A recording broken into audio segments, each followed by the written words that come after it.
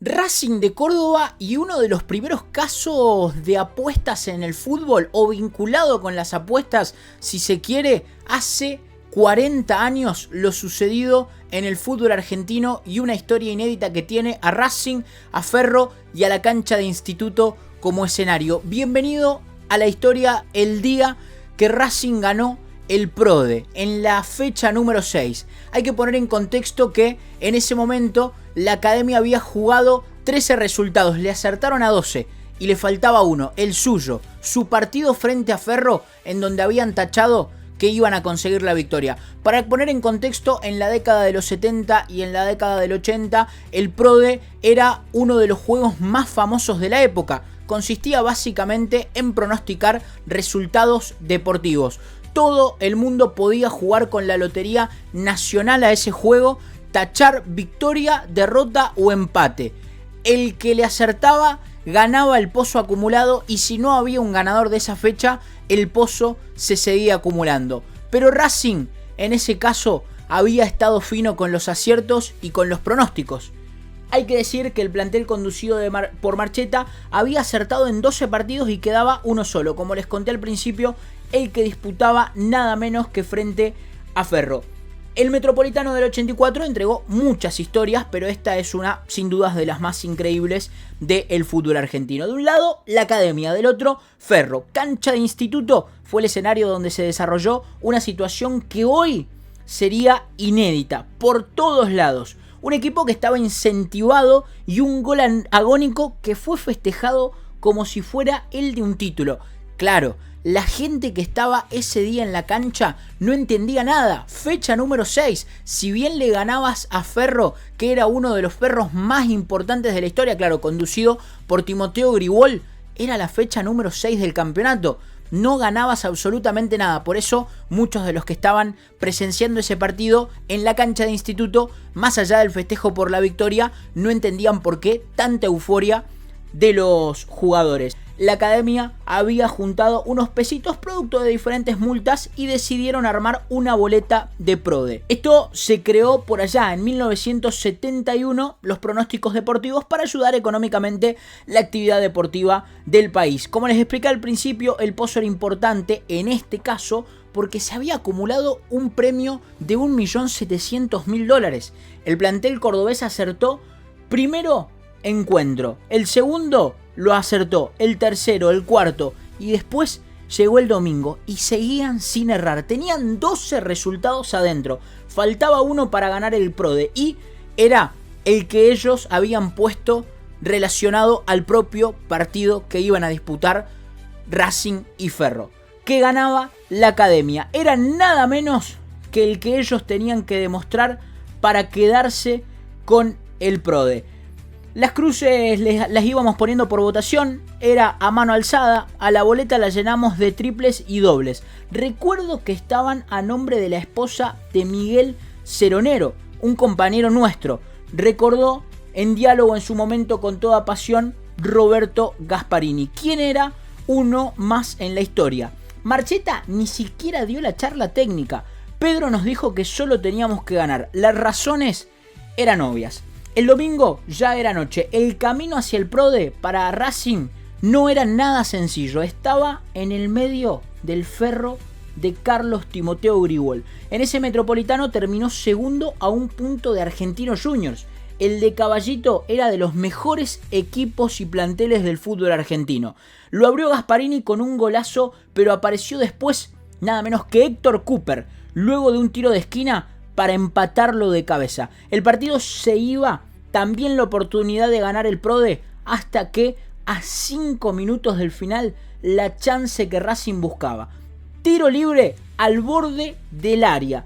Las multas, las manos alzadas, la caminata hacia la agencia más cercana, la lapicera, la boleta que guardaba la mujer de Ceronero los 12 partidos anteriores. El largo camino terminaba en el pie derecho de Gasparini y ahí fue el 10, el capitán, en búsqueda de mucho más que 2 puntos. Como si le faltara algo a esta historia, era que vayan empatados hasta 5 minutos del final y que la academia tenga un tiro libre en los pies nada menos que de Gasparini. Unos 30 segundos pasaron de los 45 segundos del tiempo y el árbitro marcó el ansiado final. La gente deliraba en las tribunas de la cancha de Instituto y los jugadores se abrazaban. Cómplice en el festejo, llamó la atención hasta de los periodistas. Sin embargo, Marcheta tenía la postura frente al micrófono. Con el paso de las horas se fue conociendo lo que había pasado, el motivo de tan alocado festejo tras el triunfo de Ferro. Claro, hay que decir que después del partido se le consultó a Marcheta por qué tanta felicidad. Qué bien que le pegó Gasparini. Por supuesto, Horacio, ¿sabes lo que pasa? Que Ferro es un equipo muy bien estructurado, muy bien trabajado. Realmente Márcico es un jugador impresionante. Te vuelvo a repetir, es muy importante porque el rival era muy importante. Y están segundos ahora, ¿eh? Estamos segundos, si Dios quiere esperamos seguir en la buena racha. A lo que el técnico respondió que era por ganarle a Ferro, un rival tan complicado y tan difícil. En ese momento la academia se iba a quedar segundo, pero recordemos que tan solo iban 6 fechas, no estábamos al final del campeonato. Insisto que después se empezó a conocer que el premio era de 1.7 millones de dólares, pero esta historia iba a tener otro final, porque con ese pozo acumulado, si Racing era el único equipo o la única boleta ganadora, iban a repartir 1.7 millones entre aproximadamente 40, lo que les daba aproximadamente 45.000 dólares a cada integrante. Pero con el pasar del tiempo, esto se dio a conocer que fue repartido casi entre 100 apostadores, porque había habido boletas que también le habían acertado a los 13 partidos. Así que esto fue dividido entre casi 100 apostadores y 40 personas. Aproximadamente cada uno de los jugadores les correspondía 300 dólares. Pasaron de 45.000 dólares y quizá cambiar su vida, convertirse en millonarios, a tan solo 300 dólares. Lo que le alcanzó a los protagonistas, según los que cuentan algunos, para pagar los festejos con la familia y poco más. Pero sin dudas fueron partícipes de una de las historias más conocidas y más locas del fútbol argentino.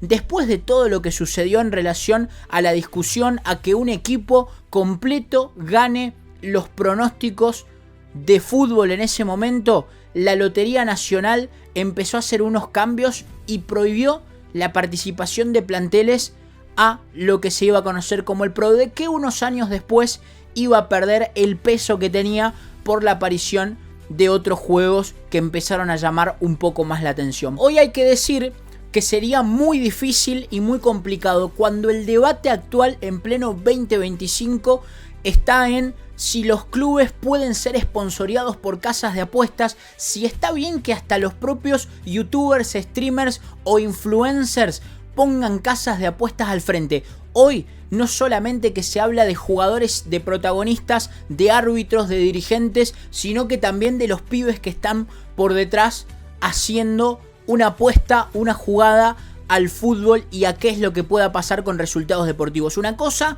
es el debate interno sobre si está bien, y lo que yo insisto es que tenés que ser responsable y mayor de 18 años para jugar, para apostar y hacerlo siempre con responsabilidad. Pero claro, cuando se meten los protagonistas es más complicado, porque como hablábamos hace un rato, hay mucho en juego. ¿Qué pasaba si Racing en ese momento o en ese PRODE decidía por poner que empataba contra Ferrocarril Oeste y le estaba ganando por 1-0 o por 2-0? La cuestión era, hay mucha plata en juego, podemos cambiar nuestra vida, vayamos para atrás y lo terminemos empatando. Por suerte, la academia puso que ganó y lo terminó haciendo. Es decir, fue para adelante no solamente por los puntos que le correspondían, sino porque tenía una cuestión ahí, además de los puntos, que era poder ganar la cantidad de dinero que pensaba y que proyectaba.